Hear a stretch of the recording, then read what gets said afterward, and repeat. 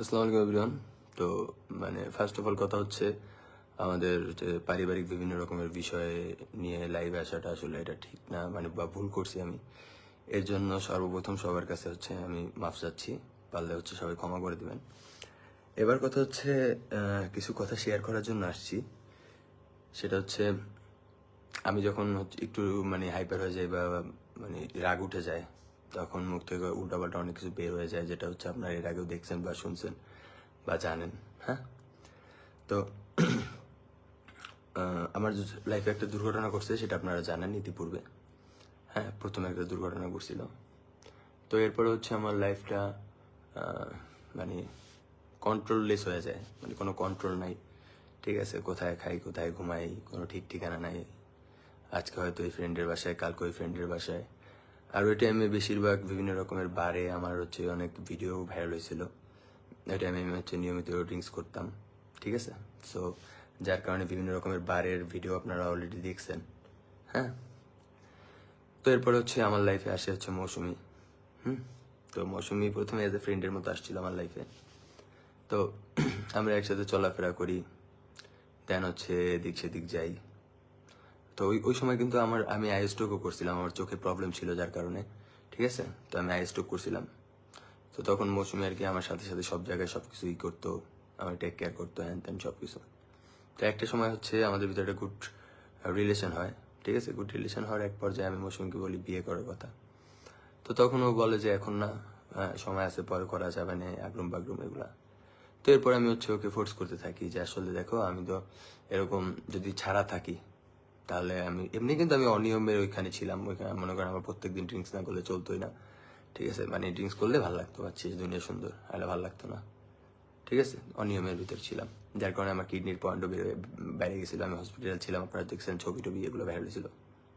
তো এরপরে আমি মৌসুমীকে যখন প্রচণ্ড পরিমাণের চাপ দিই বা যাতাযাতি করি, তখন একটা সময় রাজি হয়। অ্যান্ড হচ্ছে ওর ফ্যামিলি উইদাউট পারমিশন, ওর ফ্যামিলি পারমিশন ছাড়াই হচ্ছে আমার সাথে বিয়েতে আবদ্ধ, বিয়ে সম্পর্কে আবদ্ধ হয়। ঠিক আছে, এরপরে আমরা হচ্ছে একটা বাসা নেই, বাসা নিয়ে আমরা সংসার শুরু করি।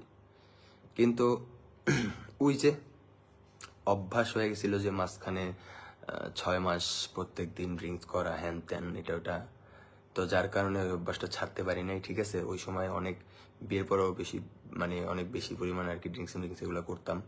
ঠিক আছে, তো এটার জন্য অনেক কষ্ট পাইতো, কারণ ও তো আমার সাথে সংসার করতে আসছে, কিন্তু ও দেখতো যে আমি ব্যালেন্স নাই, হ্যান ত্যান একদম বাকডুম। ও মনে করতো যে হয়তো আমি পূর্বের কোনো স্মৃতি মনে করে এটা করতেছি ওটা করতেছি, কিন্তু না, ট্রাস্ট মি গাইস। হ্যাঁ, এটা হচ্ছে যারা ছেলেরা আছেন তারা বুঝবেন যে নিয়মিত হচ্ছে কেউ যদি ড্রিঙ্কস করে তাহলে তার কিন্তু একটা অভ্যাস হয়ে যায়। ঠিক আছে, তার খেতেই হবে এমন কিছু একটা অবস্থা। তো ওই সময় মৌসুমি আমার জন্য অনেক কষ্ট করছে, অনেক কিছু করছে। ঠিক আছে, ওরে আমি অনেক গালাগালিও করতাম, হ্যান ত্যান, আমার জন্য অনেক কষ্ট টষ্ট করছে। এমন করে করতে করতে লাস্ট 4 মাস, 4 মাস লাস্ট 4 মাস হয়তো আমি একবার কমাই দিছি। একবারে কমাই দিছি বলতে মাসে একবার এটা আর কি পারমিশন নেওয়াই আছে, এরকম আর কি, এরকম কিছু। তো কালকে উইদাউট পারমিশন আর কি এরা করার কারণে ও খেপে যায়, কারণ ও সবসময় চায় যে আমি ঠিক মতো চলাফেরা করি, দেন হচ্ছে নিয়ম নীতি মেনে খাওয়া দাওয়া করি, দেন হচ্ছে সকাল টাইম টু টাইম ঘুম থেকে উঠি, সুন্দর ফ্রেশ হয়ে থাকি, এ টু জেড। ও সারাদিন আমার নিয়ে পড়ে থাকে। কিন্তু ওর যে রাগ করে বাসা থেকে বের হয়ে যাও, এটা আমি মাইনে নিতে পারি না। কারণ এছাড়া সত্য কথা বলতে, ও যখন আমার লাইফে আসছে তখন আমি ওর সবসময় একটা প্রশ্নই করছি যে তুমি আমার লাইফে আগে কেন আসো নাই। ঠিক আছে, তুমি আমার লাইফে আগে কেন আসো নাই, এতটা পরিমাণ ভালোবেসে ফেলছি আমি ওরে, বা ভালোবাসি। ঠিক আছে, উল্টাপাল্টা করে ফেলি, মাথায় শয়তান ঘুরে উল্টাপাল্টা করি। কিন্তু যখন ভাবি যে না, আল্লাহ ওর ছাড়া আমার থাকতে হবে, আমার পাশেও নাই, কিংবা বাসা থেকে বের হয়ে যায়, তখন আমি পাগল হয়ে যাই।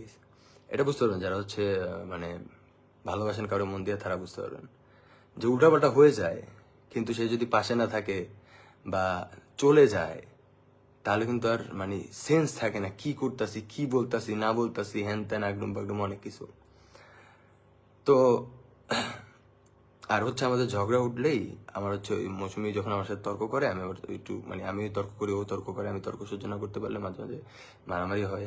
ঠিক আছে, আর সব থেকে বড় কথা হচ্ছে মাঝখানেও একবার আর কি ওর মারামারি পরে ও হচ্ছে রাগ করে চলে গেছিল আমাকে না বলে। দেন 3 দিন আমার কোনো অবস্থা খারাপ করে এখানে খুঁজতেছি ওইখানে খুঁজতেছি, কোথাও পাচ্ছি না।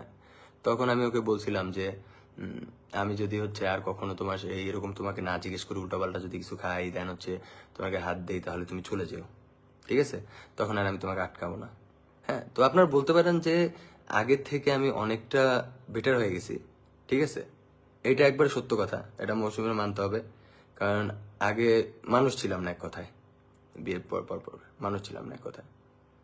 তো যাই হোক, ওরে এই কথা বলছি, দেন হচ্ছে আমাদের বাবু হয়েছে। আর মানে এখন আপনারা বলতে পারেন তুই বাচ্চার কি বুঝোস। আমি ওর দেখলেই একটা অন্যরকম শান্তি পাই। আমি জানি না আসলে বাচ্চার কি বোঝে মানুষে। ধরেন হচ্ছে একটু অন্য কিছুর আওয়াজ হলো কানলো নাকি, কোনোভাবে কষ্ট হইলো নাকি, ঠিক আছে? তারপরে ওর কোনো প্রবলেম হয়েছে, মানে এমন কেউ যখন ঘুমায় না, আমি এমনি নাকে হাত দিয়ে দেখি যে শ্বাস টাস সব কিছু ঠিক আছে নাকি। আমি কি মানে প্রকাশ কেমনে করে আসলে বাবা মেয়ের ভালোবাসা, আমি এটা জানি না। বাবা ছেলে মেয়ের ভালোবাসা, বাবা ছেলের ভালোবাসা, এরকম কিছু তো আমি ওগুলো জানি না। তো একটা কথাই বলবো, সেটা হচ্ছে গতকালকেও আমি হচ্ছে ওকে না জিজ্ঞেস করে উপলক্ষ অনুযায়ী আর কি সবাই মিলে 10 পরে ড্রিঙ্কস করছিলাম।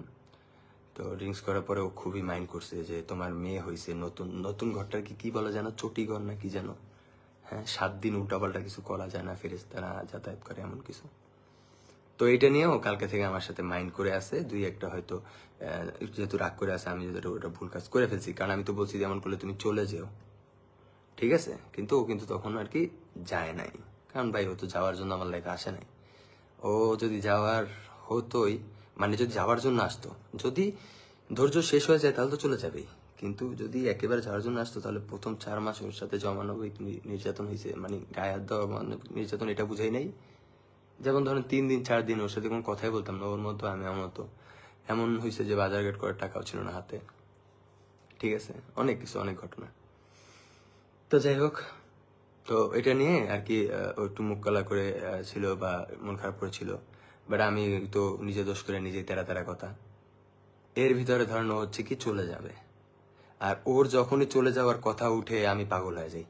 ডাইরেক্ট সত্য কথা, আমি পাগল হয়ে যাই। মানে আমি নিতেই পারি না, কিরে ভাই উল্টোতে বলে যাইব আমার ছেড়া, ঠিক আছে? এইবার মনে করেন লাগলো হাতাহাতি। হাতাহাতির এক পর্যায়ে ওর হাতে যেহেতু বড় বড় নখ, আমার এখানে ছিলে গেছে, ঠিক আছে? তো দুজনের ভিতর লাগছে। এইবার কথা হচ্ছে এবার দেখেও চলে গেছে। এবার আপনাদের মনে আছে গতবার হচ্ছে যখন আরেকবার চলে গেছিল, পরে আমি লাইভে আসছিলাম রাতের বেলা, লাইভে আসার পরে কিন্তু ওরা ডাকছি পরে সুন্দর করে চলে আসছে। এখন আমার কথা হচ্ছে ওরা আনতে হইব যেমন হোক আনতে হইব। এরপর আমি পাগলের মতো সেন্স ছাড়া লাইভে ঢুকে কি কইলাম না কইলাম নিজে বুঝলাম না। তো গাইস, আপনাদের সবাইকে বলবো যে আমি আন্তরিকভাবে দুঃখিত।